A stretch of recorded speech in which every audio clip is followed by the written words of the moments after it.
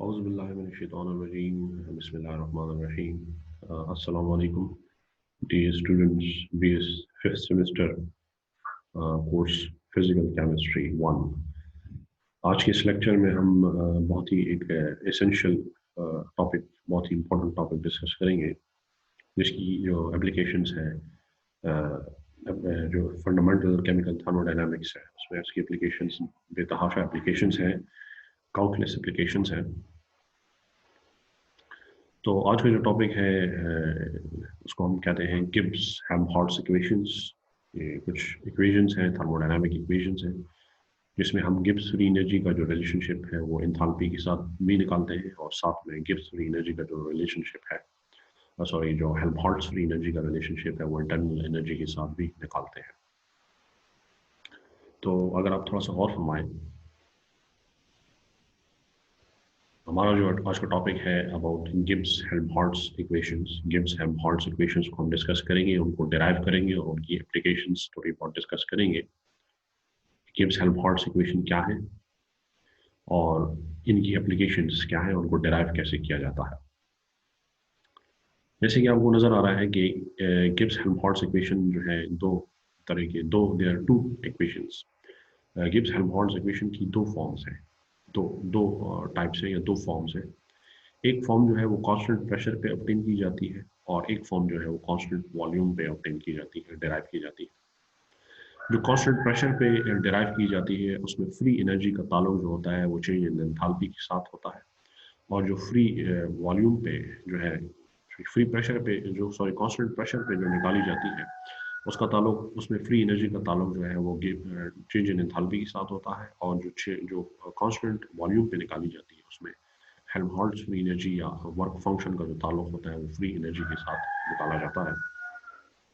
तो हम इन दोनों इक्वेशंस को बारी बारी जो है डिराइव करते हैं। ठीक है, पहले चाहिए याद रखें कि हमारे पास चूंकि मोस्टली जो केमिकल प्रोसेसेस होते हैं या फिजिकल प्रोसेसेस होते हैं, they take place at constant pressure rather than at constant volume. Constant volume पे बहुत कम ऐसे आपके पास प्रोसेसेस होते हैं, क्योंकि आपके पास मोस्टली जो प्रोसेस होते हैं उसमें या एक्सपेंशन होती है या कंट्रैक्शन होती है। तो ज़्यादातर जो केमिकल और फिजिकल प्रोसेसेस होते हैं इन अ क्लोज कंटेनर या क्लोज सिस्टम में, they take place at constant pressure. वो कांस्टेंट प्रेशर पे होते हैं। इस वजह से जो गिब्स हेल्महोल्ट्ज इक्वेशन है, जिसमें फ्री एनर्जी का ताल्लुक चेंज इन एंथैल्पी के साथ है एट कांस्टेंट प्रेशर, ये ज़्यादातर इस इक्वेशन को ज़्यादा से ज़्यादा इस्तेमाल किया जाता है, क्योंकि ज़्यादा से ज़्यादा प्रोसेसेस जो होते हैं वो कांस्टेंट प्रेशर पे कैरी आउट किए जाते हैं। तो पहले हम डिस्कस करते हैं that is in terms of free energy and enthalpy, that is a constant pressure. Constant pressure पे हम ये इक्वेशन निकालते हैं जिसमें फ्री एनर्जी का ताल्लुक एंथैल्पी के साथ जो है वो निकालते हैं।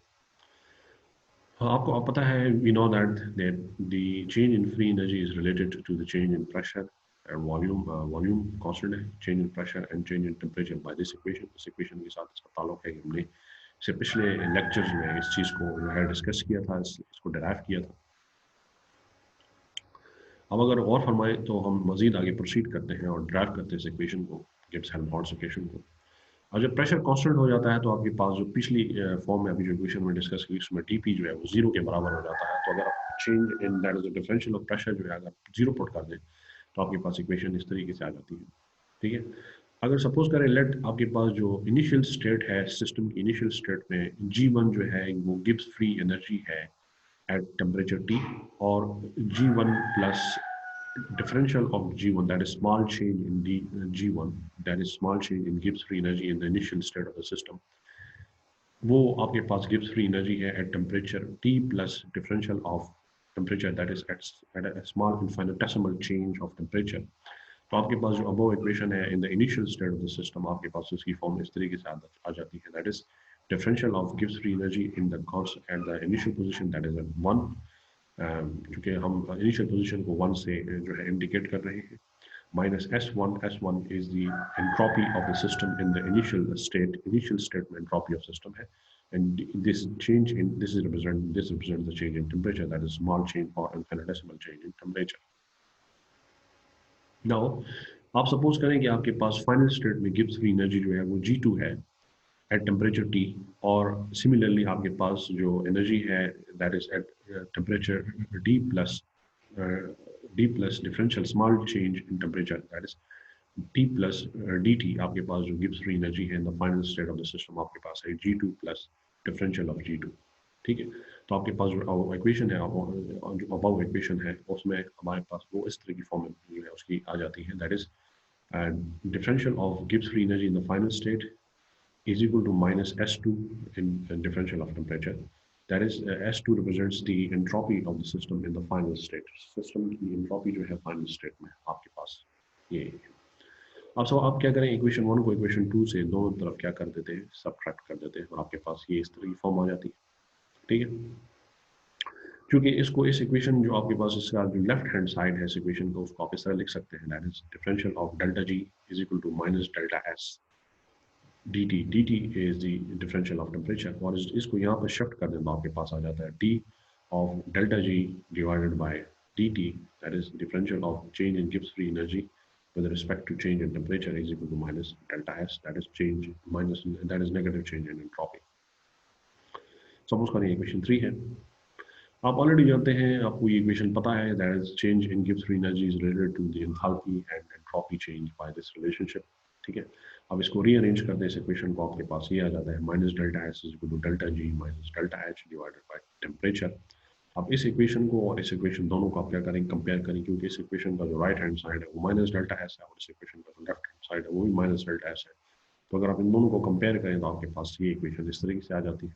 ठीक है, अब इसको क्या करें, यदि इसको इधर शिफ्ट कर दें तो टी इधर आगे इधर मल्टीप्लाई हो जाएगा और डेल्टा एच को वहाँ ले जाए तो वो प्लस हो जाएगा। So it means that delta G is equal to delta H plus T D into delta G divided by D T at constant pressure. इसको गिब्स हेल्महोल्ट्ज इक्वेशन कहते हैं एट कांस्टेंट प्रेशर पे इस equation को जो है निकाला जाता है। ये इक्वेशन जो है मोस्टली कांस्टेंट प्रेशर पे एम्प्लॉय की जाती है। ये इस इक्वेशन की एप्लीकेशंस है वो कांस्टेंट प्रेशर पे बहुत ज़्यादा है, या कांस्टेंट प्रेशर पे ही इस इक्वेशन को अप्लाई किया जाता है। मोस्टली जो केमिकल और फिजिकल प्रोसेसेस होते हैं वो कांस्टेंट प्रेशर पे होते हैं, इस वजह से आपके पास इक्वेशन मोस्टली अप्लाई की जाती है, इसकी एप्लीकेशंस बहुत ज़्यादा है। और ये आपको ताल्लुक बताती है Gibbs free energy, change in Gibbs free energy and enthalpy के साथ गिब्स फ्री एनर्जी का ताल्लुक आपको ये बताती है ये equation.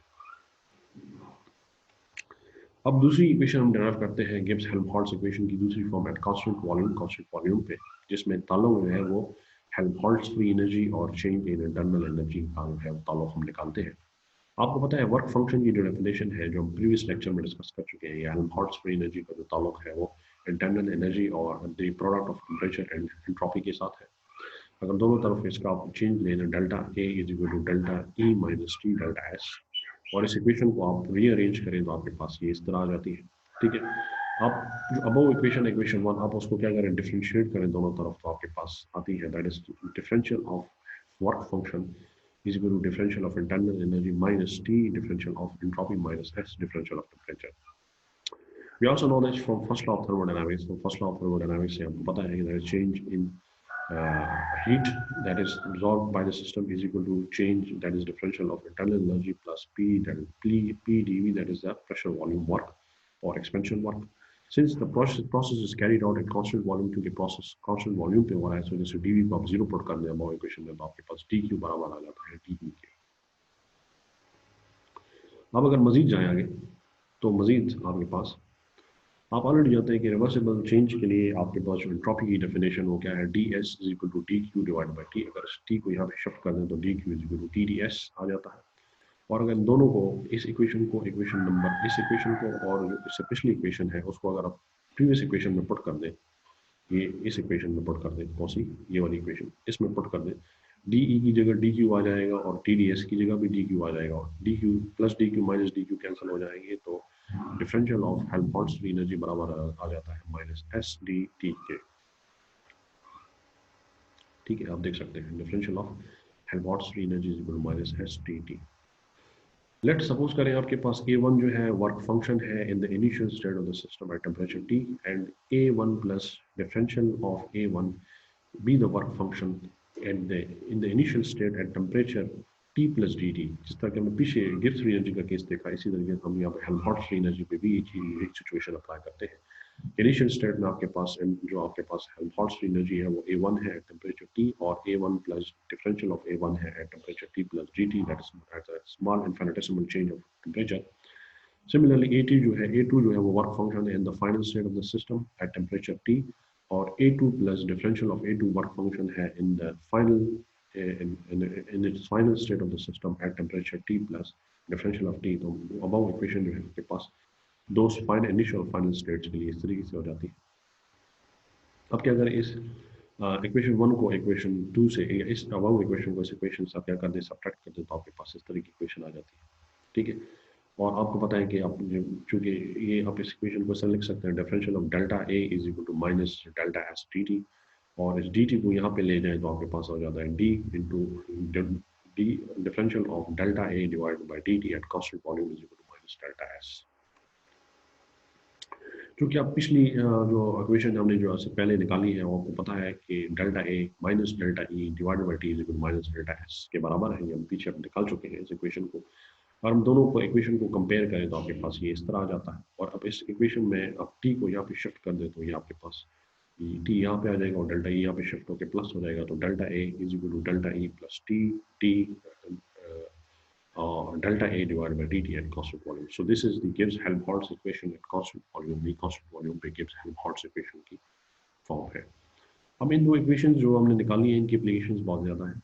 There are a lot of applications. In applications कौन कौन सी इसमें एप्लीकेशंस है?